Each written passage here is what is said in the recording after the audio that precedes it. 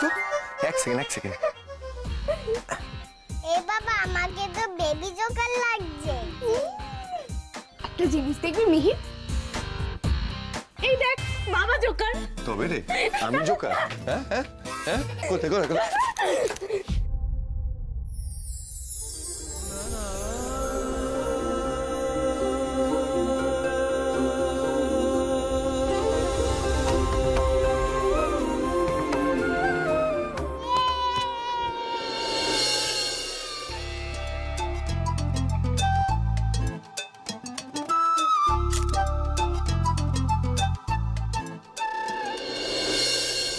আমি ইউজুয়ালি যখন অফিসে যাই তখন তো তাড়াহুড়োতে বেরোয়, তাই খেতে চাইতাম না। তখন মণিমা আমাকে এরকম রোল করে, সে রুটি হোক, পরোটা হোক, লুচি হোক, এরকম করে খাইয়ে দিত। ঋকদেব বাবু বাড়ির মানুষগুলো অন্তঃপ্রাণ, সবকিছুতে ওদের কথাই তো মনে পড়ে ওনার। ওনাকে যেভাবেই হোক ও বাড়িতে ফিরিয়ে নিয়ে যেতেই হবে। রিকুইজিশনটা নিন, ক্যাশটা ইস্যু করে দেবেন। 5 লাখ টাকা ক্যাশ? কি করবেন এত টাকা নিয়ে?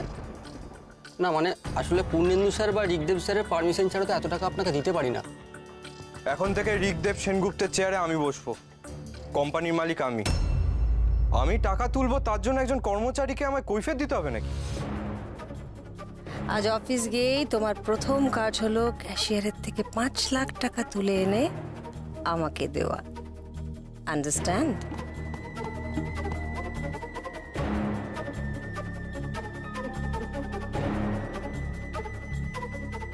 এসব কি বলছিল আপনাকে? ও এসেই রিকুইজিশন জমা দিল। ক্যাশ চাইছিল ইমিডিয়েটলি। কত টাকার? 5 লাখ। দাঁড়ান, আপনি একটু হোল্ডে রাখুন, আমি বলছি আপনাকে। ওকে ওকে। দাদু একটা কথা ছিল। কি বলো? আমি জানি এটা আপনাদের ফ্যামিলির ইন্টারনাল ম্যাটার, আমার এখানে ইন্টারফেয়ার করা উচিত না, কিন্তু আমি জানতাম না যে ঋষভ আজকে অফিস জয়েন করছে। কিন্তু আমার মনে হলো এটা আপনাকে জানানো উচিত। অফিসে এসেই রিকুইজিশন দিয়েছে 5 লাখ টাকার ক্যাশ। 5 লাখ টাকা ক্যাশ?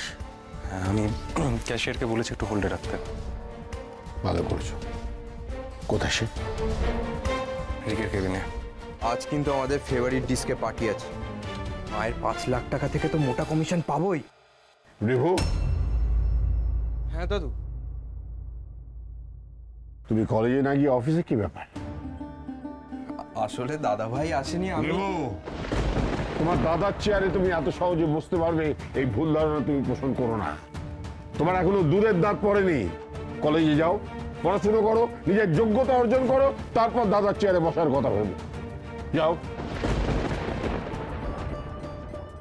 আর শোনো, টাকা খোলা মুকুচি নয়, অনেক মেহনত করে পরিশ্রম করে উপার্জন করতে হয়। আগে সেইটা করো, তার আগে ব্যবসার টাকায় হাত দেওয়ার কথা ভুলেও ভেবো না। যাও যাও।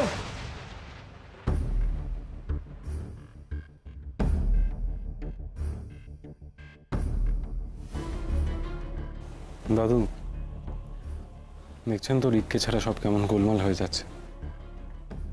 আপনি প্লিজ ওকে ফিরিয়ে আনুন।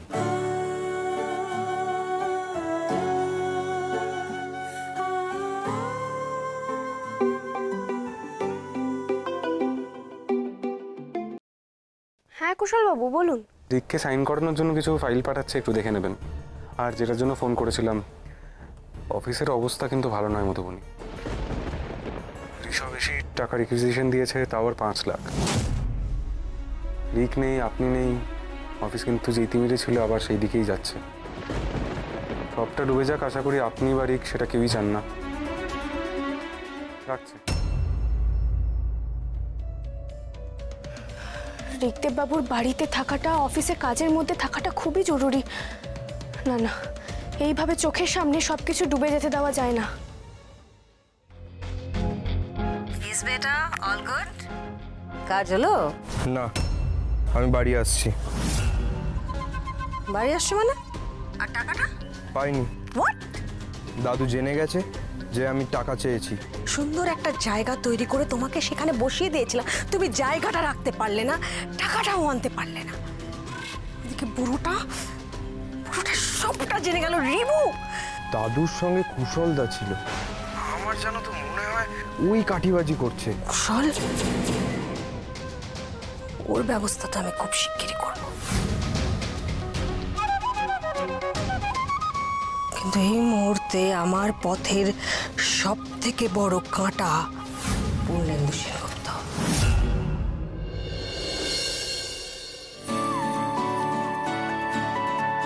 এবার একটু ব্লাশার লাগিয়ে দিই।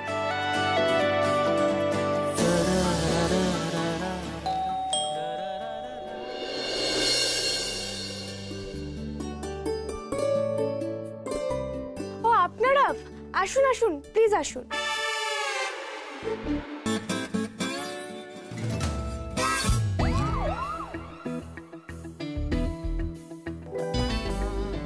ফাইলগুলো দাও, আমি সাইন করে দিচ্ছি। মিহি, দাও দাও।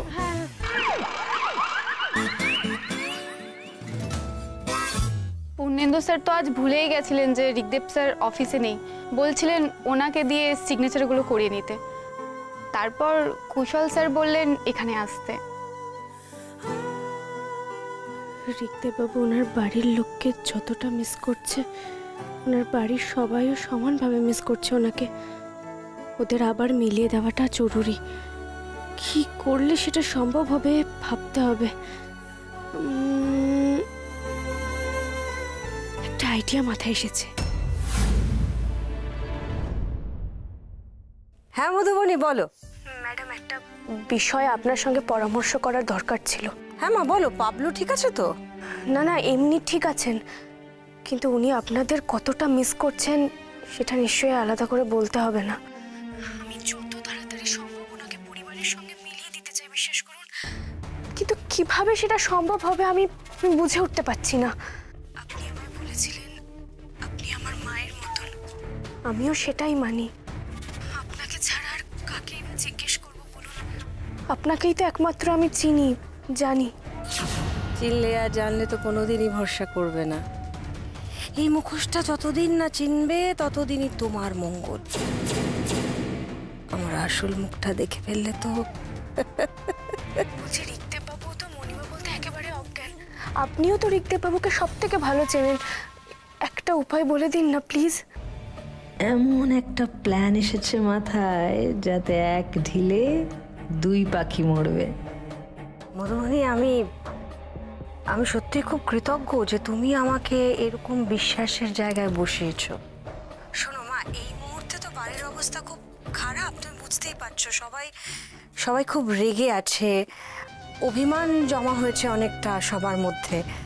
কষ্ট পেয়েছেন তো, তাই ওদের মন পাওয়া না খুব একটা সহজ হবে না। জানি তো ম্যাডাম, সেই জন্যই তো আমি আপনাকে। আমার মনে হয় মধুবনী, তুমি একটা কাজ করো, আজকে সন্ধেবেলা না তুমি আমাদের বাড়িতে চলে এসো। আর বাড়ির বড়রা যারা আছেন তুমি তাদের সবার কাছে ক্ষমা চেয়ে নাও মা। দরকার হলে পা ধরে ক্ষমা চাইবে সবার। কে বলতে পারে তাতে যদি বরফ গলে আর ওরা আমার পাবলুটাকে আবার কাছে টেনে নেয়। সন্ধে সন্ধে চলে এসো, কিন্তু লেট করো না, কেমন? ও আরেকটা কথা, তুমি একাই এসো মা। ওকে ম্যাডাম, আজ সন্ধ্যেবেলায় আমি আপনাদের বাড়ি যাব। দরকার পড়লে গুরুজনদের পায়ে ধরে আমি ক্ষমা চাইবো, যাতে ঋগদেববাবুকে ওনারা বাড়িতে ফিরিয়ে নেন। আমায় না মেনে নিক, অন্তত ঋগদেববাবুকে যেন মেনে নেয়।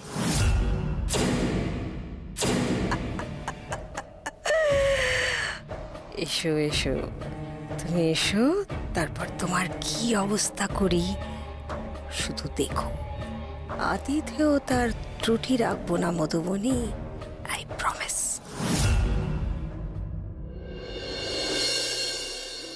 আজ বিকালে যেমন আর্ট অ্যান্ড ক্রাফট শেয়ার হবে। স্টুডেন্টরা নিজেদের বানানো বা মা বাবার বানানো জিনিস নিয়ে যাবে। বাবা ওই বাসটা নিয়েও কিনবো। মধুবনী, আই মাস্ট সে তোমার হাতের কাজ কিন্তু খুব সুন্দর। তুমি অ্যাকচুয়ালি এটা নিয়ে বড় কিছু ভাবতে পারো, জানো? পরে ভাববো, মিহি একটু বড় হোক, এখন তো দম ফেলার অবধি সময় নেই। তুমি আজকে গেলে বেশ ভালো হতো। আর্ট অ্যান্ড আর্টিস্ট দুজনকে একসাথে প্রমোট করা যেত। আজকে তো ঋগদেববাবুর বাড়ি যেতে হবে, ওনাকে কিছু না জানিয়েই যাব। স্কুলে যাওয়া তো সম্ভব না, মুখের ওপর মিথ্যে বলতেও খারাপ লাগছে। আমি পরে যাব, আজকে আপনি যান। কেন? ওই বললাম না আমার একটা জরুরি কাজ আছে, এই ফাঁকে আমি সেই কাজটা সেরে নিতে পারবো, তাই না? মাম্মা আজকে একটা মজার জিনিস হবে। এতদিন তো সবসময় মিকার সাথে মাম্মা যেত, আজ পাপা নিয়ে যাবে। আজ ফ্রেন্ডদের সাথে তোমাকে পাপা হিসাবে ফ্রেন্ডশিপ করিয়ে দেবো। তাই নাকি? তা শুনি কি বলে ইন্ট্রোডিউস করাবে? প্রথমে বলবো আমার পাপা হিরো, তারপর বলবো পাপা অনেক টল, রেগে গেলে ধুসুম ধুসুম করে, আর মিহিকাকে এতটা না না না না আরো বেশি ভালোবাসে। ঠিক আছে? পারফেক্ট। দেখি দেখি তোমার চুলটা পারফেক্ট করে দিই। আস্তে আস্তে।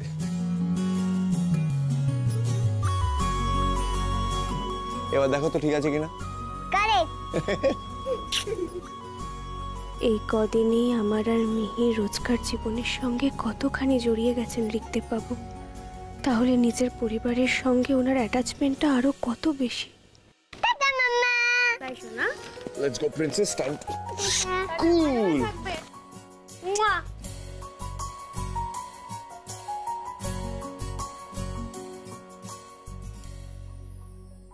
আমি জানি ঋগদেব বাবু দাদু ঠাম্মির কথায় খুব কষ্ট পেয়েছেন, তবে এই কষ্ট বেশি দিন থাকবে না।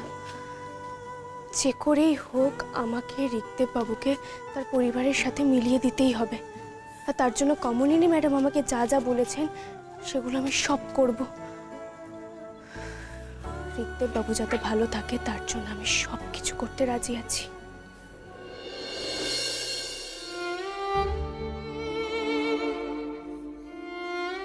Yes, there you go. Wonderful.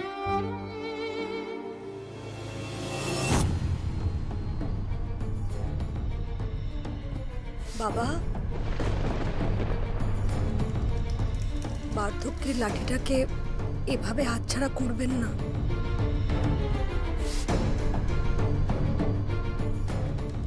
তুমি যেমনটা ভাবছো তেমনটা নয় মেজবু। আমি জানি আপনার রিকের কথা খুব মনে পড়ছে, তাই না বাবা? আচ্ছা, আপনি কেন মেনে নিচ্ছেন না সেটা?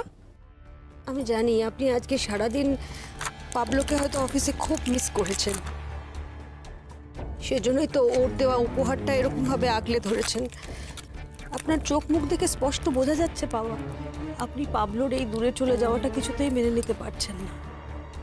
আপনি একা নন বাবা, আমারও খুব কষ্ট হচ্ছে পাবলোকে ছাড়া থাকতে। ঠিক আপনারই মতো না, আমিও আর আমার পাবলোকে ছেড়ে বেশি দিন থাকতে পারবো না বাবা। নিন, আপনি আপনার ওষুধটা খেয়ে নিন।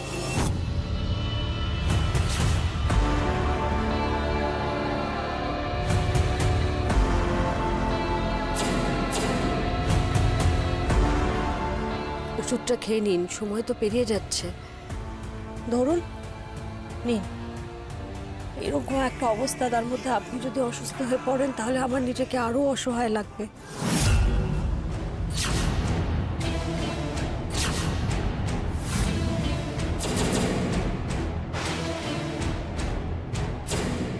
বুড়ো যে ঋগদেব সেনগুপ্তকে ফেরাতে হাফ রাজি হয়েই আছে সেটা আমি ভালোই জানি।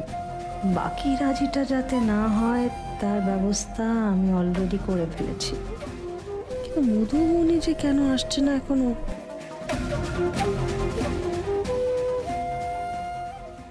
বাবা, আমি পাবলোকে একটা ফোন করি, আপনি কথা বলুন। আপনি কথা বলুন ওর সঙ্গে, দেখুন কথা বললে সব ভুল বোঝাবুঝি মিটে যাবে। একদম না, রিকের নাম এ বাড়িতে কেউ উচ্চারণ করবে না। কতবার বলতে হবে এক কথা মেজো বৌমা? দয়া করে ঋগদেব বাবুকে এভাবে পর করে দেবেন না আপনারা।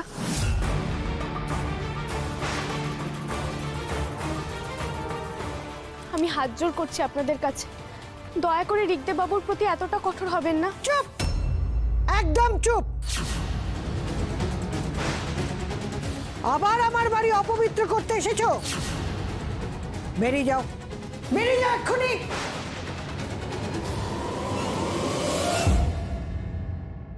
আমাদের টেবিলের ওই জিনিসগুলো মাম্মা বানিয়েছে, আর পাপা আমার সঙ্গে এক্সিবিশনে এসছে।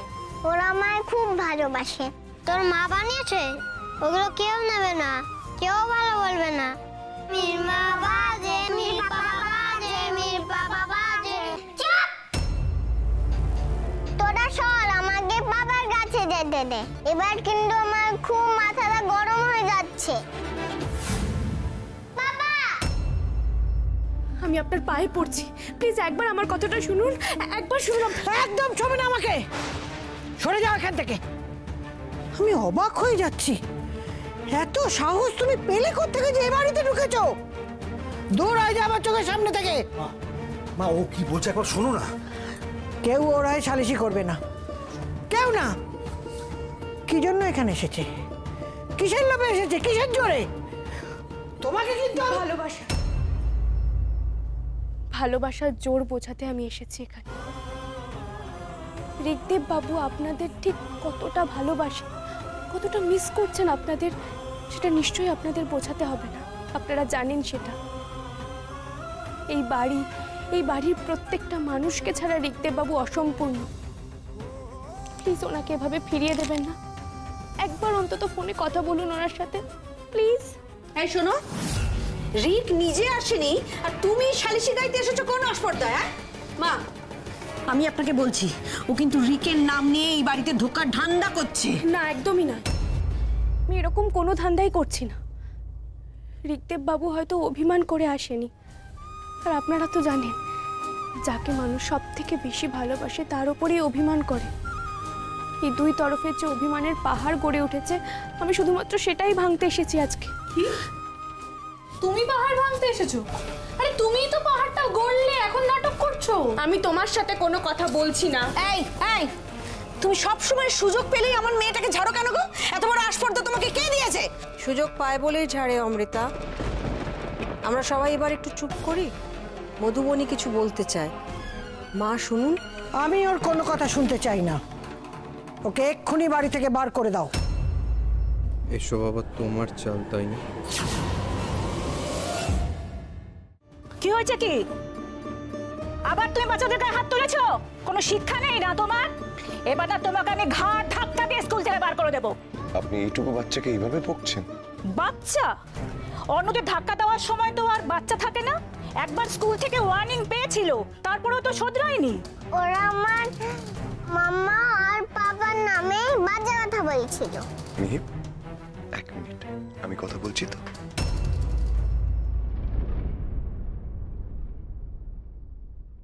সেদিনও তো মিহির কোনো দোষ ছিল না। আর আপনাদের জানা উচিত, মিহির বসি বাকি বাচ্চাদের তুলনায় মিহি কিন্তু একটু বেশি সেন্সিটিভ।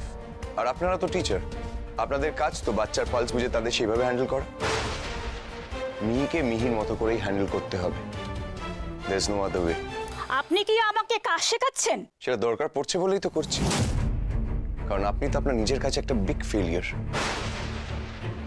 একটা বাচ্চাকে তার মা বাবার নামে টিজ করলে সে রিয়াক্ট করবে, ইজন্ট দ্যাট নরমাল? না রিয়াক্ট করলে সেটা চিন্তার বিষয়। আর তাছাড়া কেনই বা বাচ্চারা বারবার মিহিকে টিজ করছে? কই, সেটা নিয়ে তো আপনারা তৎপর হচ্ছেন, বন্ধ করার চেষ্টাও করছেন না। আর স্পেশালি আপনি, আপনার মিহির প্রতি যা ব্যবহার দেখছি তাই দেখে মনে হচ্ছে আপনি চান যে মিহিকাকে বারবার এইভাবেই টিজ করা হোক। আপনি এরকম কেন বলছেন? আমরা কেন এটা চাইবো? বাচ্চারা তো দুষ্টুমি করবেই, এটা তো স্বাভাবিক, এটা তো কেউ আটকাতে পারবে না। ম্যাম, চাইলেই আটকানো যায়, কিন্তু আমি বাচ্চাদের প্রতি যা ট্রিটমেন্ট দেখছি তাই দেখে আমার মনে হচ্ছে আমার প্রিন্সিপাল ম্যামের সাথে কথা বলা উচিত। কারণ মিহিকার সাথে এই সেম বিহেভিয়ার আমি হতে দিতে পারি না। কে মশাই আপনি? এত কথা বলছেন কেন? কে হন কে আপনি মিহিকার? ওর মাকে ডাকুন। যাকে নিয়ে এত শোরগোল, সেই মহিলার সঙ্গে কথা বলবো আমি। মিহিকার মা তো আসবেই, টেনশন করবেন না। কিন্তু তার আগে আপনাকে আমার সাথে কথা বলতে হবে, কারণ আমি মিহিকার বাবা। এটা আমার বাবা, দেখে রাখো সবাই। একদম তো ঝামেলা করবে না, আমাকে বাজে কথা বলবে না, তাহলে বাবা কিন্তু ধুসুম ধুসুম করে দেবে। বিশ্বাস করুন, আপনারা আমার অতীতের ব্যাপারে, মিহির ব্যাপারে কোনো কিছু জানতেন না, তার আভাস আমি একদমই পাইনি। রিকদেব বাবুও জানতেন যে আপনারা সবাই জানেন। আপনাদের কাছ থেকে কোনো কিছু লুকিয়ে কোনো কাজ করার কথা আমরা কোনোদিন ভাবিনি। আমি বা রিকদেব বাবু তো নাই, আর লুকোবই বা কেন? মিহি তো আমার গর্ব, লুকোনোর বিষয় নয়। লুকোনোর বিষয় না হলেও এটা আমার মেনে নেওয়ার বিষয়, কাজে কথা বাড়িও না। আমাদের উচিত ওকে কথাটা বলতে দেওয়া। প্রশ্নই ওঠে না। দেখো, এই ব্যাপারে তুমি যদি আমার বিরোধিতা করো না, তাহলে হিতে বিপরীত হয়ে যাবে। মধুবনী, তুমি চুপ করে দাঁড়িয়ে থেকো না, তুমি বাবা মাকে ভালো করে বোঝানোর চেষ্টা করো। আমার বিশ্বাস ওরা বুঝবে। একটা ভুল যখন হয়ে গেছে তখন। ভুল নয়, ভুল বোঝাবুঝি হয়েছে, আর তার মাসুল এভাবে রিকদেব বাবুকে গুনতে দেবেন না প্লিজ। মধুবনী, আমার কথা শোনো। রিক অবুঝ হয়ে ইমোশনাল হতে পারে, অভিমানী হতে পারে, কিন্তু তোমার তো অবুঝ হলে চলবে না। তুমি বাবা মাকে কনভিন্স করবার চেষ্টা করো, দয়া করে পা পড়ে যাও ওদের। এই যে বৌমা, ওকে বুদ্ধি দিয়ে কোনো লাভ নেই। যাই হোক না কেন, ওর কোনো কথা আমি মানবো না। স্যার স্যার স্যার, আমি জানি আপনি রিকদেব বাবুকে ফেরাতে পারবেন। স্যার প্লিজ একবার ওনার সাথে কথা বলুন। আপনারা রিকদেব বাবুর মধ্যে যে বোঝা পড়া মনের টান, সেটা কিভাবে নষ্ট হয়ে যেতে দেবেন না স্যার। একবার কথা বলুন না স্যার, একবার প্লিজ। পূর্ণেন্দু সেনগুপ্তর মন অত সহজে গলাতে পারবে না।